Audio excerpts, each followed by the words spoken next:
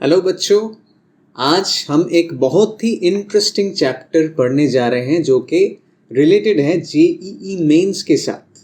JEE mains के साथ और चैप्टर का नाम है इनइक्वालिटीज। तो जाहिर सी बात है, आप समझ सकते हो कि ये मैथ्स का चैप्टर है।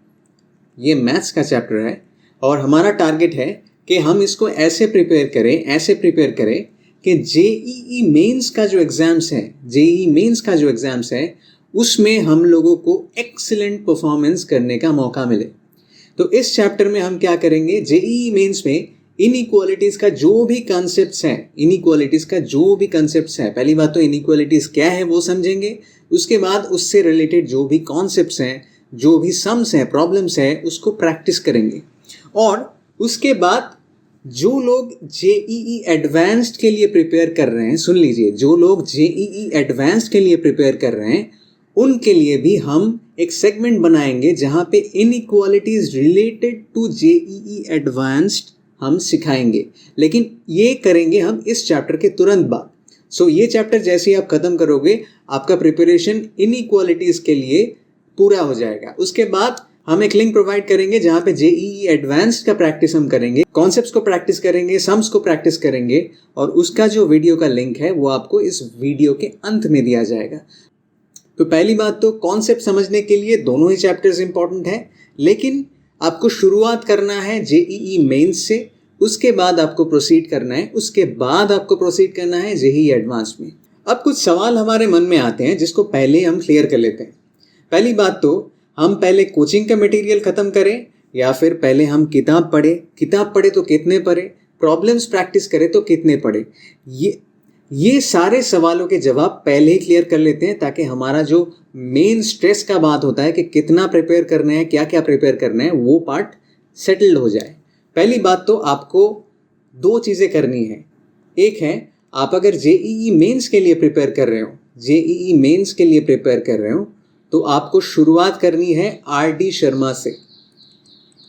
शर्मा से। और हमारा जो ये इनइक्वालिटी का चैप्टर है, इससे हम डायरेक्टली रेफर करेंगे आर.डी. शर्मा को। तो आप ये वीडियो देख के आर.डी. शर्मा को प्रिपेयर करोगे तो आपका पूरा प्रिपरेशन जेईई मेंस के लिए समझ लीजिए खत्म हो जाएगा। इनइक्वालिटीज का चैप्टर का जो प्रिपरेशन है, आर.डी. शर्मा और ये वीडियो मिला के आपका लगभग पूरा हो जाएगा। उसके बाद क्या क्या किताबें करनी है उसके लिए हम अलग से बात करेंगे। इसके बाद आपको करना है NCERT, क्योंकि आपको सिर्फ जॉइंट एंट्रेंस क्लियर करने से नहीं होगा, आपको अपना बोर्ड्स भी क्लियर करना है। तो NCERT भी हम इसमें अटेम्प्ट करेंगे। तो ये जो चैप्टर है, इसमें हम ये दोनों चीज़, आर.डी. शर्मा और NCERT, इन दोनों को कवर करेंगे। इन दोनों किताबों के अलावा आप एक और किताब प्रिपेयर कर सकते हैं जिसका नाम है ए दासगुप्ता का जो मटेरियल है वो मेनली काम में आता है जेईई एडवांस के लिए।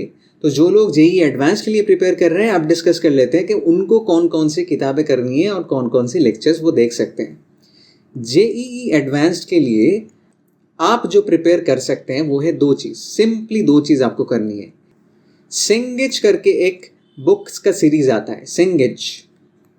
जेईई एडवांस्ड का हर एक चैप्टर जो सिलेबस में है, उस हर एक चैप्टर के लिए सेंगेज का किताब है।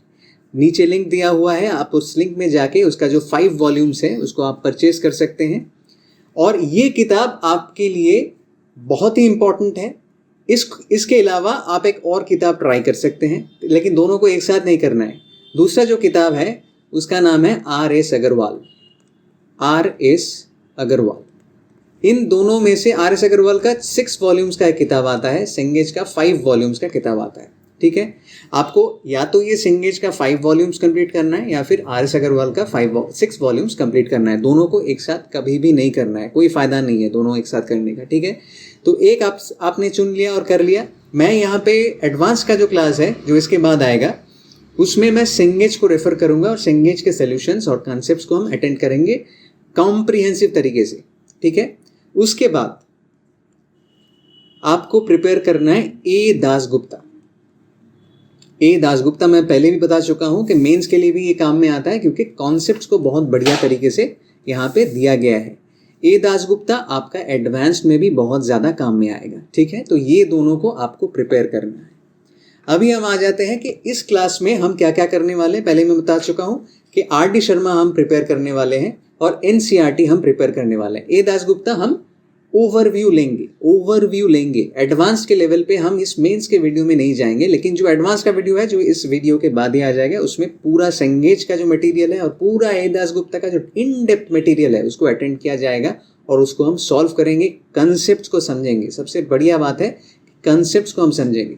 अभी बात आता है कि क्या क्या हमको देखना है, क्या क्या प्रिपेयर करना है। कि ज़्यादा 10 किताब पढ़ लेंगे तो ज़्यादा हो जाएगा, नहीं। आपको एक ही किताब में जो डाइवर्सिफाइड प्रॉब्लम्स हैं, समझ लीजिए आपके एक किताब है जहाँ पे 50 प्रॉब्लम्स हैं और वहाँ पे आपने देखा कि 20 सम्स आपने बहुत इजीली सॉल्व कर लिया। आपने देखा और आपको समझ में आ गया, आपने उसको सॉल्व कर लिया। बाकी जो 20 है उसको आपको थोड़ा सा टाइम देना पड़ा, उसके बाद जाके सॉल्व हुआ। आपको समझ लिए 15 मिनट लग गया, किसी सम में आपका 20 मिनट लग गया, आधा घंटा लग गया। उसके बाद पहला अटेम्प्ट में आपने इतना टाइम लेके सॉल्व किया। उसके बाद आपके पास 10 प्रॉब्लम्स ऐसे शायद होंगे जो आप सॉल्व ही नहीं कर पा